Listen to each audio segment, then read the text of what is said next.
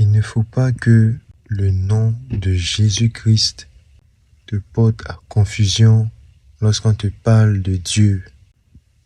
Lorsqu'on te parle de Dieu, son Père. Allons depuis la base. Mais avant, sache que Dieu n'est pas venu sur terre pour le plaisir. Il n'est pas venu aussi pour juger et dominer. Il reviendra pour juger avec puissance et justice.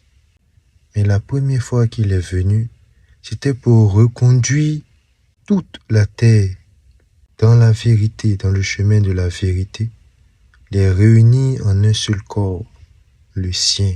Il n'a exclu personne sur la croix. Et quand je dis que Dieu, lorsqu'il est venu nous rejoindre dans notre condition humaine, n'est pas venu pour juger ni dominer dans le sens de nous assujettir. Non. Il est venu pour nous apporter la vérité en enseignant principalement. Il est venu dans l'humilité. Peut-être qu'on ne t'a jamais dit de cette manière, mais Dieu qui peut tout peut continuer d'être Dieu et venir dans la condition humaine. Il n'est pas limité dans sa personne.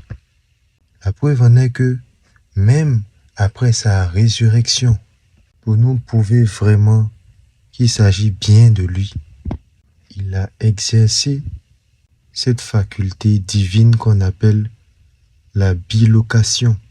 C'est-à-dire, il dit à une femme, va dire à mes frères d'aller en Galilée. C'est là qu'ils me verront. Ou encore, les portes sont fermées parce que les apôtres se sont cachés après que leur maître s'est fait arrêter puis tuer. Ils avaient peur, ils s'étaient cachés. Jésus vient alors que toutes les portes sont fermées.